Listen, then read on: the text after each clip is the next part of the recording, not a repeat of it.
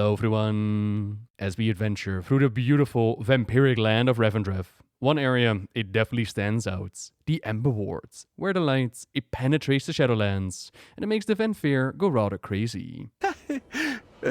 No one talks about how rude the light is. It is very rude. The perfect spot to place the enemies of Sire Denethrius. Rest assured, we shall bring these miscreants to justice. With fairness and mercy, of course. I am, after all, nothing if not compassionate. A lot of you have asked, what is going on here? Why is the light bearing down upon this land? Is it an invasion, like we've seen with the Void and Bastion? Is it like Zera in Legion, the light trying to enforce its will upon the Shadowlands? Well, the book that comes with the collector's edition, it says that the Ember Ward shall forever bear the scars of the light's unjust strike against the Vampire. To even humor the idea that a beloved sire did anything to incur the light's wrath would be an act of sedition. Who would even dare to point a finger at our beloved sire? It is not like he's in league with the jailer or anything. Through our questing, we'll get small snippets, small hints as to what happened at Sinfall before we arrived.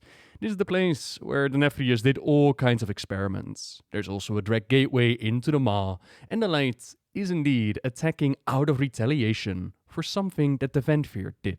Then later, we venture into the Sanguine Depths, a prison far below Castle Nafria, where prisoners are kept for eons, drained of their anima for research and study. The Sinfall Resistance knows of a particular prisoner here that could tip the balance of their fight with Sire Denethrius to their favor, and they have asked for assistance in extracting them. The prisoner that we're after, that will be the Naru Zerali, whose powers over the light they're trying to harness and control. It's quite a painful experience, but we're able to extract our new potential ally.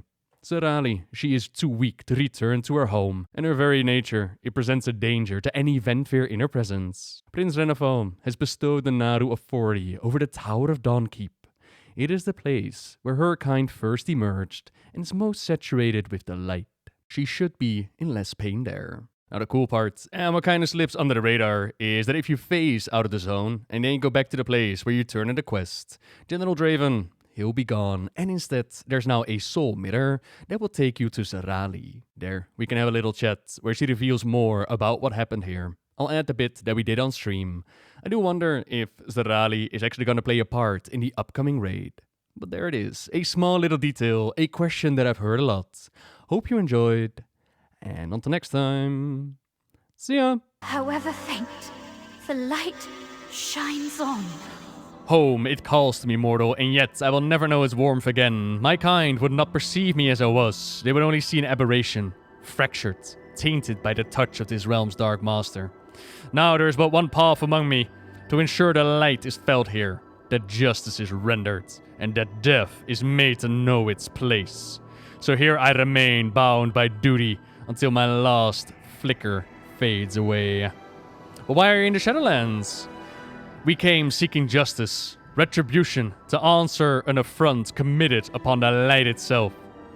Our numbers were vast, uncountable, every heart burning with righteous fury. Many fell, but not before we unleashed a fire that our enemies could not endure. The seething scar of our vengeance still lingers in the firmament. I lay broken on the battlefield, until the unseen ones found me, preserved me, to serve as a vessel for their sire's rage. But I endured. I knew the light had a destiny. For me. And for your kind as well, mortal. And that's the idea behind a Naru in Revendreth. What?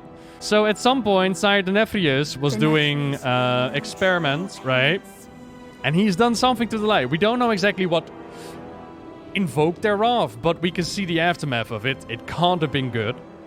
And the light responded by invading the Shadowlands. And they were like, what up? And a war played out, and apparently they didn't win the war. Which is kind of surprising, considering that they were fighting vampires that literally get scourged by the light, but, you know, whatever, they didn't win. Sire Denethrius and all that. Yeah, that's what happened here. I wanted to do something and now I don't remember. I wanted to see if the book was available. They used their sunscreen and their parasols. Yeah, these snippets are fantastic. They add quite a bit to it, and especially since you need to pay quite a bit of attention to the questing to even notice that Sire Denethrius did his experiments, and that the light is here in retaliation and not just because it's a massive asshole. And there it is, Lost Journal. It is actually available after you've done the Sinfall dungeon. There we go. There it is, boy! Nice. There it is. Okay. So this is a book called Enemy Infiltration Preface. This is something that we found on the beta as well. To our most wondrous and resplendent master, I'm pleased to state that after a lengthy study of our rivals, I have completed my observations. Please accept this briefing in advance of my complete report, which shall follow forthwith. We anticipate that certain of our targets will be more challenging to topple than others, but each is prone to manipulation in different ways, and our agents have already woven themselves into the very fabric. This is, after all, the solemn duty from which you sired us. As you are fond of saying, once the desire is understood, it can be exploited. Enough prologue, allow me to summarize my findings. In many ways, the Titans will be the easiest to manipulate. Their singular goal is to impose structure upon everything that they see. Show them a force that opposes their drive for order, and they will be consumed by their urge to be eradicated. Their pantheon, so seemingly united in purpose, is vulnerable to fracturing. The Void Lords all but welcome us with open arms. They are so preoccupied with their vows and truths that they ignore the lies that we sow in their very midst. I believe we can leverage their vast reach to position them as a foil against our other rivals.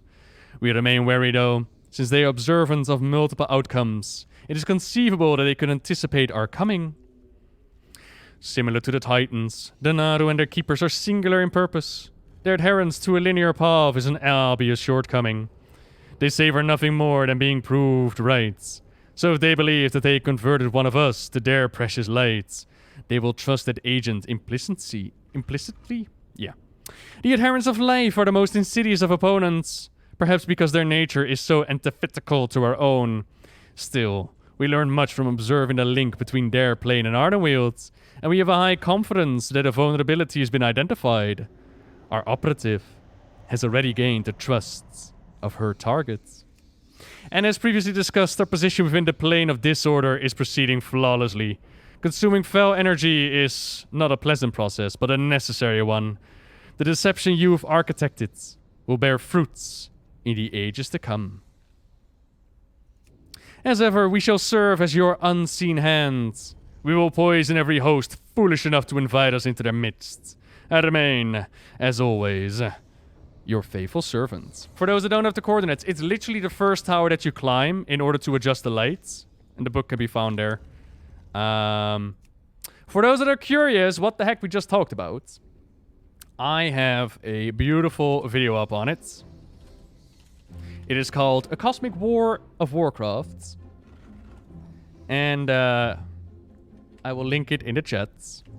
It is a delicious deep dive on what we just spoke about. The Light Agent, the Dreadlord that we saw in Legion, presumably. So the idea behind it is that we find this book in the Spire of the Unseen Guests. Unseen Guest is another term used for the Dreadlords. Sire Denethrius looks a lot like the Dreadlords, so we're wondering, is there a connection between Sire Denethrius and the creation of the Dreadlords? We now find out that his agents have been sent out in the different planes of the cosmic universe. Order, disorder, life, light, void. They've infiltrated everything, which also explains why the void was able to give us so many clues as to the whole domain of death with the Whispers of Il'gynoth. And apparently, these potential Venthyr, these potential Dreadlords have infiltrated different planes, have manipulated things behind the scenes. Again, if you're interested in more details, I've just placed a link to a video called The Cosmic War of Warcraft. I'm really happy to see that the book made it live, because in Maldraxxus we actually had like stones that spoke about the Void Lords. They have been changed. This book is still available. Oh, that makes me really, really happy.